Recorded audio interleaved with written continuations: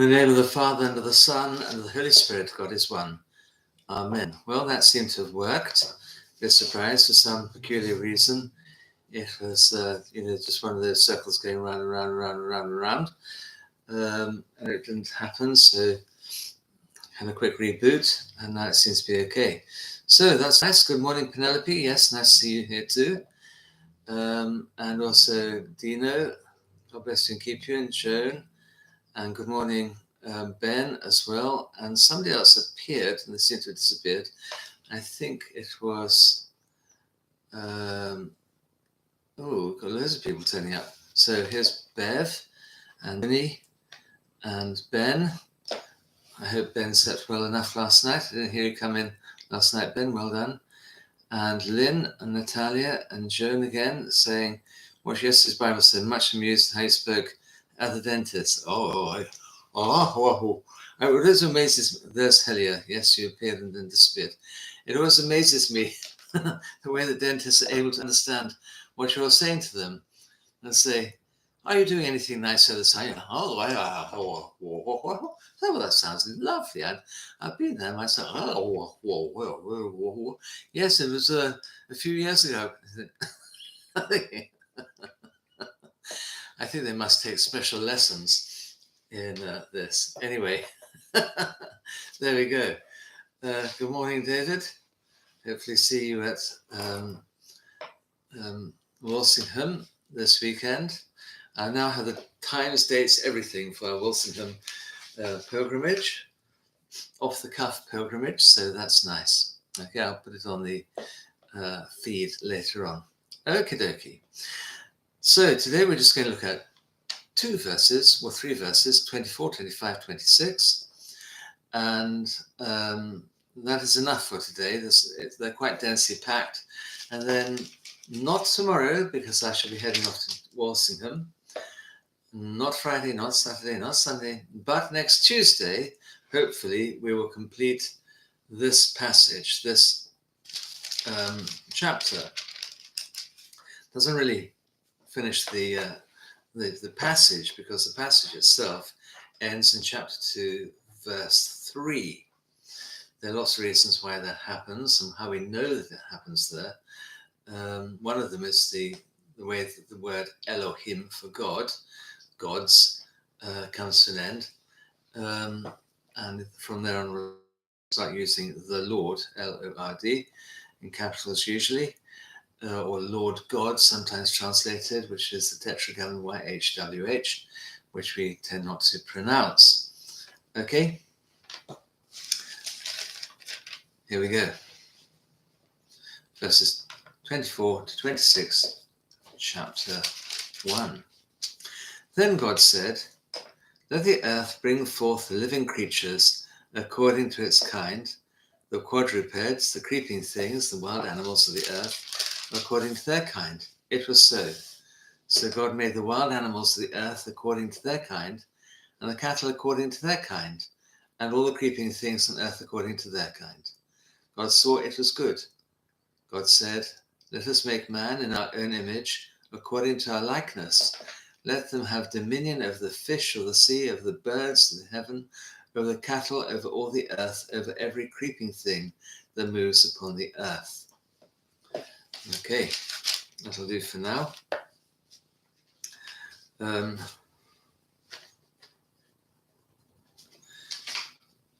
So this is day 6 rather, in the morning. Good morning, Michelle. In the morning. And again, we have this idea of God say it happened. So verse 24, then God said, let the earth bring forth the living creature according to its kind. Quadrupeds, creeping things, wild animals of the earth, according to their kind. It was so. So God made the wild animals of the earth according to their kind, the cattle according to their kind, all the creeping things on earth according to their kind. God saw it was good. Okay? Right. So again, we have this, the same structure to the day, except this time round, rather like on day 3, day 6 has got 2 parts to it. you'll remember there's a structure. So you get day 1, day 2, day 3, and then whatever has been made is then populated by something else. So day 1 has light and dark, this is populated by sun and moon. Day 2 has effectively above and below, so the sky and the water. This is populated by birds and by fish. And then day 3 has got dry land and also plants. And the dry land and plants are now populated also by 2 orders of creation. The one is the various animals that breathe air, walk along the ground, and the other one is humanity. So here we have morning and afternoon, here we have morning and afternoon, and it's like we have two definite sessions here. We have 2 definite sessions here as well. Okay, good morning, Mr. Connie. Right, so we have a similar sort of structure going right the way across everything. And part of that structure is God said, it is. God said, and it is. And in this particular case, it's interesting that like the air and the water gave forth birds and fish, so the earth, the dry land, brings forth these creatures also by God's command. They arise out of the earth, just like the birds and the fish arise out of the water, in exactly the same way as on day 5. And there are 3 types that are mentioned. Now that is quite interesting. Whereas the birds swam in the air and the fish swam in the sea, these ones are things that are, they walk along the face of the earth. They crawl across the face of the earth. The first lot in English here, where are we? It says the quadrupeds, the creeping things, and the wild animals. In the Hebrew and in the Greek, it doesn't say quadrupeds, it says livestock. So that is cattle, sheep, goats, camels, horses, all that sort of thing. Okay? And the second one is creeping things. So all sorts of creepy crawlies, from rats, mice, snakes, scorpions, grasshoppers, and so on and so on and so on. Okay? And then the third group are all the other beasts of the earth, the wild animals of the earth, says in English here. But beasts of the earth, wild animals. And these are 3 quite distinct names in Hebrew, the wild animals. So the narrator is suggesting the things that might be in their camp. Now, bearing in mind that this is a story that is honed down, and then told to children so that they remember it, because it is immensely important to society at that time that the children remember and understand the story so that they can pass this on to future generations. And the animals that are actually shown there are the sort of things that children would be used to, okay? So things that are happening in their own camp. So the children, granddad would be able to point out and say, so first of all, he created the flocks. They'd all look and they'd see the sheep and the cattle and so on. And then, all those creepy crawlies that are inside our tent or cave or something. Ooh, the rats and snakes and the spiders and other gruesome things like that. And then the third lot are the ones that are well beyond the camp. The wild animals, the animals of the field. The things that make strange noises at night, like wolves howling, or like wild dogs barking, or deer barking, and so on. Okay, at that time there would have been in that area lions roaring as well. So all these, though, whether they are domesticated, whether they are commensal, the things that live around us, or whether they are wild and beyond us, all of these things, the narrator is telling these children they are all good. They're all good.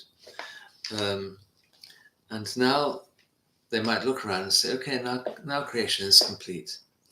But there's one more thing that needs to be created, needs to be made. Okay, we've got other people coming. I think we said hello, good evening, Miss Connie and Ludkia from Syria. God bless you and keep you. So creation is nearly complete, and the narration now turns to the narrators and the listeners. So all of these things having been done, the story now needs to concentrate on what it means to be a human being. What is it like to be human? Is it the same as being any other animal, or is there something rather different? Obviously, this is taught. People complain. This is all said from a human point of view. Well, of course it is. We have an understanding of the way that God created human beings and what we're created to be and for. Okay, so verse 26. Then God said, "Let us make man in our own image, according to our likeness. Let them have dominion over the fish of the sea, over the birds of the heaven, over the cattle, over all the earth, over every creeping thing that moves upon the earth." Okay, just that one verse. And there's a tremendous amount that we can distill from this just one verse. Okay, which is why it is we're not going to go any further than this today. The first one is that God said, makes it quite clear that this is a new act of God. Just like God said, let there be dry land and sea, then God said, let there be herbs that grow upon this dry land. Now we have, let there be all sorts of animals. And then God says again in the same day, let us make man in our own image. Okay? And so it's a new act of God, a new chapter, a new thing that God is doing. So there are three words in Hebrew that in English become phrases. So three words are, let us make. Next word is in our image. Next word is according to our likeness. So for us, there are quite a number of words there, but in Hebrew, let us make is one word. In our image is one word. According to our likeness is word number 3. Okay, so all of these three words are in the plural. They're not in the singular. Now that is an interesting thing in itself.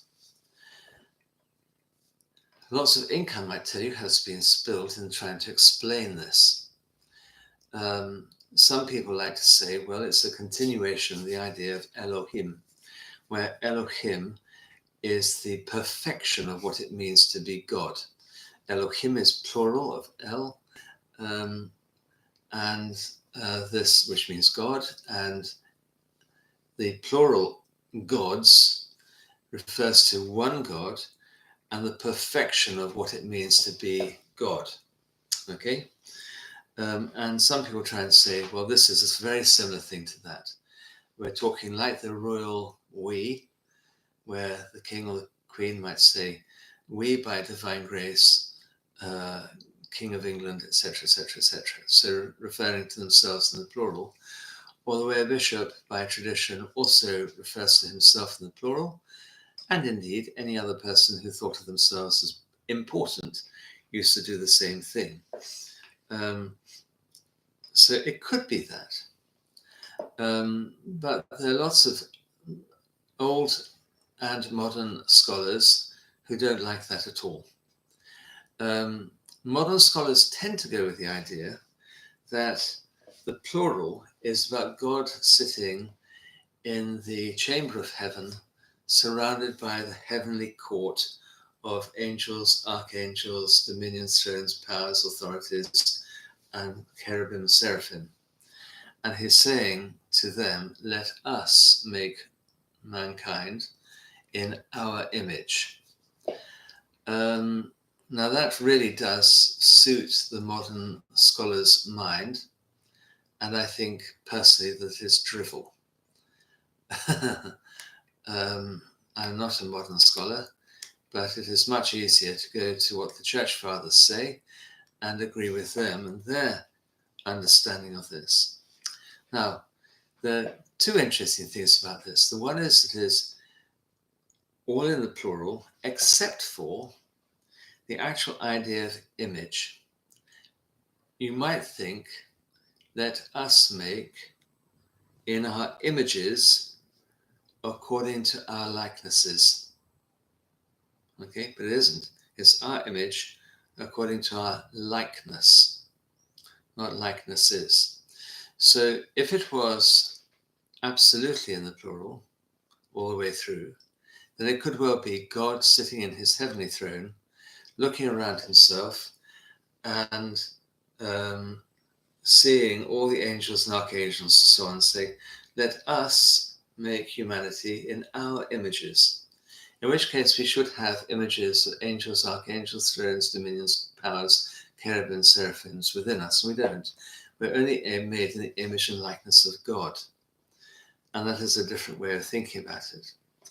The Church Fathers tend to say this is the three persons of the Holy Trinity conversing with themselves. One God, therefore only one image and one likeness, but three hypostases, therefore they can talk about our image, the oneness of the image, but the threeness of the persons. Okay? So you have those two things put together.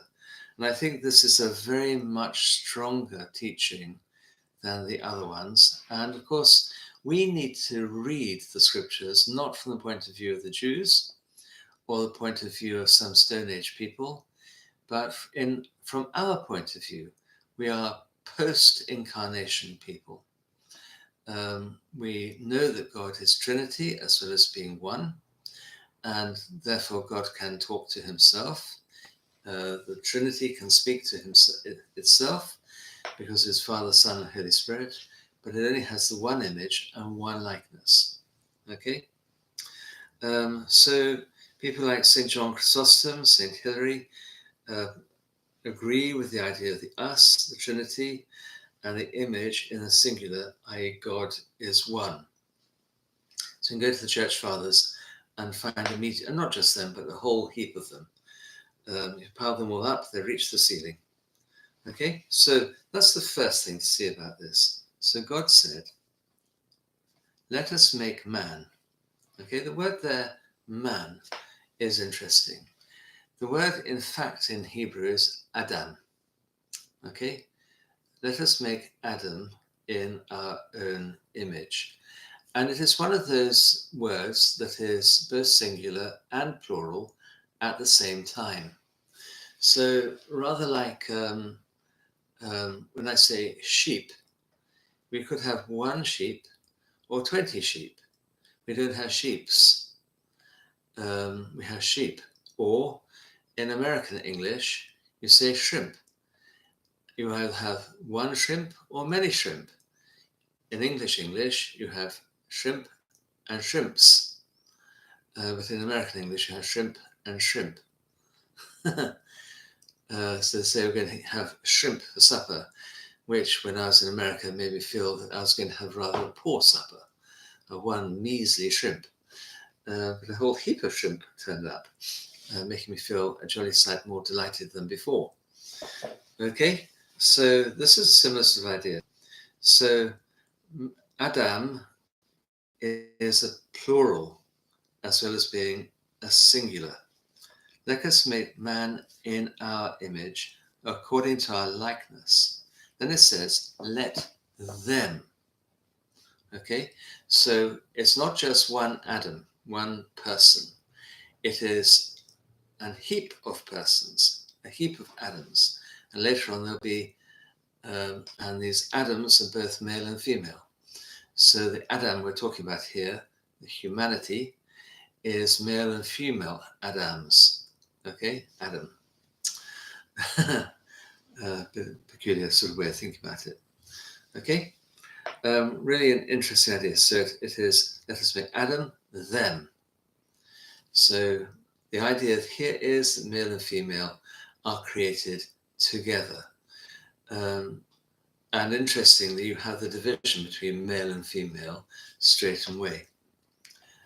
Let them have dominion over the fish of the sea, over the birds of heaven, over the cattle, over all the earth, and over every creeping thing that moves on the earth. And this is where we're going to be finishing.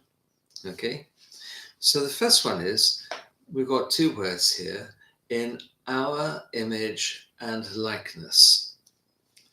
Now, the Church Fathers are far happier when talking about the image of God, and far less happy and confident when they talk about the likeness of God. But in some ways, you can divide it into form and function. So what is the form of humanity? It's in the image of God. What is the function of humanity? It's in the likeness of God. Okay? The form, two different things. So you might say the form of this mug is, well, as you can see there. What is its function? Its function is for me to drink out of it herb tea. Very nice it is too. Lemon and ginger. Okay, so the form is in the mug. The function is for me to be able to drink, in this case, lemon and ginger tea. So what is the form? And here they disagree with each other slightly about what the form of humanity is. And they're looking at not so much our physical self, but what we like, what we really like.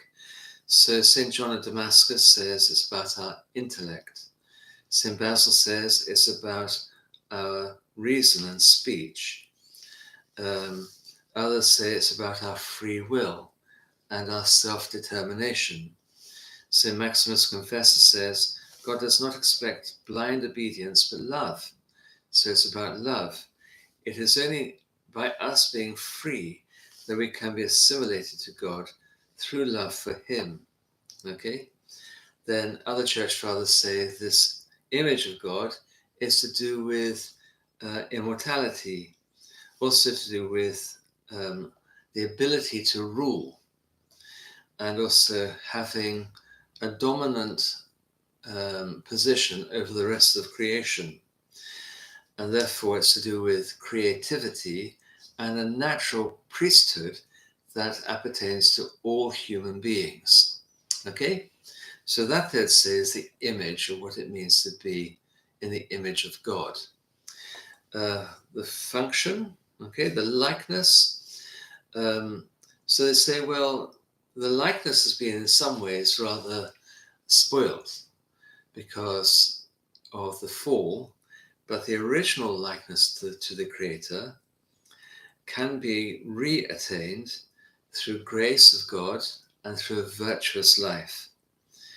And that likeness to the Creator is about what we're there for. Okay, we're there to, in terms of relationship to God, as God is in relationship to Himself. We're there to have to rule creation. That does not mean to say we destroy it or do anything appalling like that. And we'll come on to this in the word dominion in a moment. Okay? Now, it's quite interesting, this idea of image and likeness and form and function, because the same words are used in Exodus chapter 25. If you look at verse 9, I'll just turn to that now. So, Moses, as you'll remember, was taken up into heaven and shown a prototype of the temple. In other words, how heaven is laid out. And he's told in verse 9 of 25 to recreate this form on earth, and so he does so. So, verse 8, you shall make me a sanctuary, and I'll appear among you. According to all I show you, that is, the pattern of the tabernacle, and the pattern of all its furnishings, so shall you make it. Okay? So Moses has been told what to look out for, and he makes the tabernacle according to the form, the image that he saw in heaven. What is its function? Its function is this: I will appear among you. So the form of the temple was like that. It's got a building in a certain particular manner. In those days, a tent. And the function is so that God can appear among them. And sort of home from home. Okay? No, I mustn't think that.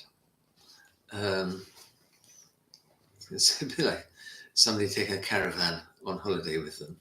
But the idea of the temple is it should in some way reflect, with huge limitations, the temple that is heaven. Okay? God's own home. Right, then we come on to this word here, dominion. Okay? Let them have dominion over the fish of the sea, the birds of heaven, cattle over all the earth, and every other creeping thing that moves on the earth. So God has dominion over everything else, whatever it might be. So whether they're the fish, the birds, whether they are things that walk upon the earth, whatever it is, whatever is living, humanity has dominion over it. You'll notice again that we're not given dominion over trees and other herbs. Those things are different. Ambulance going past. Those things are different. In the mind of the narrator here, those things don't have life. It's other things that breathe, that they have life. Okay? Now, dominion is an interesting word. It does not mean domination.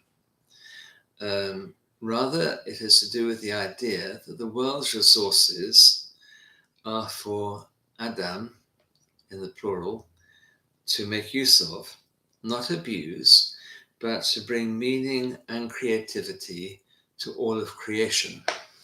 Now, in that sense, this is a priestly act. So like this cup here, this cup is made of human ingenuity, but also clay and sand and various other minerals that make this nice little lamb on it, or this nice picture of a little baby. Every day is Christmas, every day is Pascha, it says on it.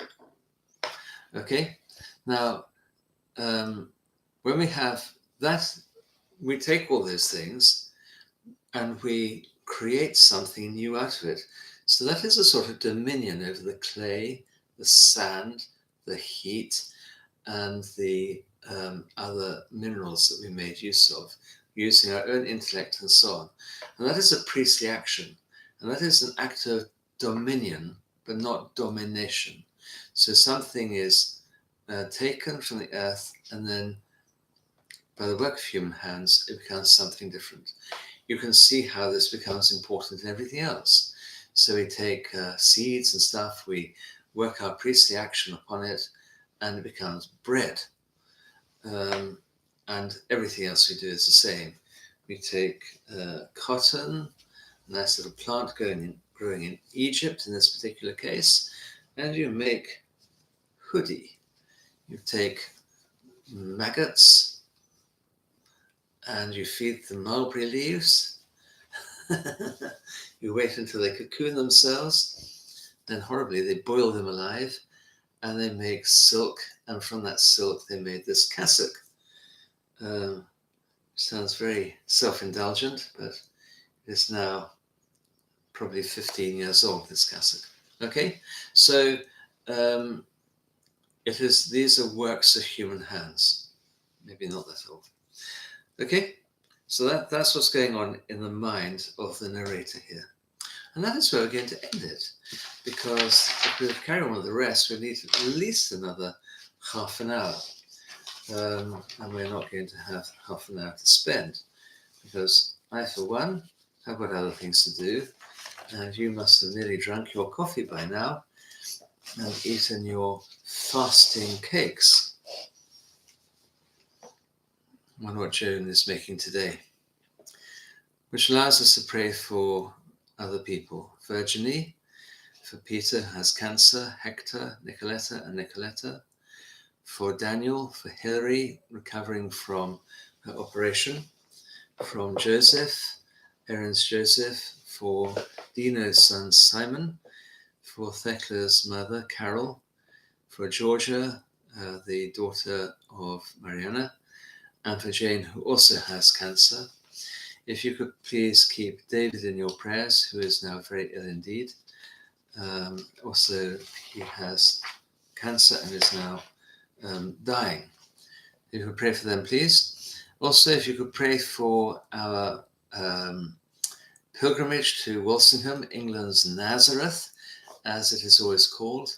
It is the principal shrine of the Theotokos in these islands, and in fact in Western and Northern Europe. A very important place. Once upon a time, a huge pilgrimage site. It is still a huge pilgrimage site, and I think hundreds of thousands of people go there every year, certainly tens of thousands of people.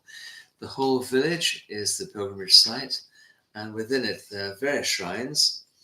There are Protestant shrines, there are Roman Catholic shrines, and there are Orthodox shrines within this village, where the Theotokos appeared to a noble woman about 1,000 years ago. Okay? So please pray that all the reasons why each of us will be going on pilgrimage will be fulfilled, and our prayers will be answered in a way that is fitting to God. Okay? So there we are. Peter died this morning, did he? Okay. I've been praying for him since you first asked. Bear my condolences. No matter how much something is expected, it still comes as a shock. And we understand when we see death face to face how it is that death is not really the will of God for us, but life. And therefore it seems very unnatural and very strange. I can't remember the name of the person, Sarita somebody or other, Sarita Williams, who sings about why does the world keep on turning after she has lost her lover, in fact. And I know that feeling when you are confronted with death. It seems so greatly unnatural that it makes everything else seem strange that is still going on. So my condolences. We have to remind ourselves all the time when faced with death that Christ is risen, trampling down death by death, and upon those in the tombs bestowing life. There we go. Lucia, night. I hope things are going well for you in Syria. I keep Syria in my prayers all the time. Dino, I admit I also applaud the conversation with God speaking with his angels. Joanne says, I always thought it was the Trinity. Old movie fan 1973. If you were born in 1973, old movie fan, you're not old. Hey, old, God bless you too. Okay, young movie fan. In comparison with me, anyway. Okay, well, God willing, there will be something from Walsingham from tomorrow, inshallah, mumkin. Probably more like yimkin rather than mumkin. And on Sunday, there will be a sermon and a live stream. So keep praying, keep looking after each other, do good, don't give up doing good, and Have an enjoyable day. Your prayers. God bless you all. Eternal memory, Lord.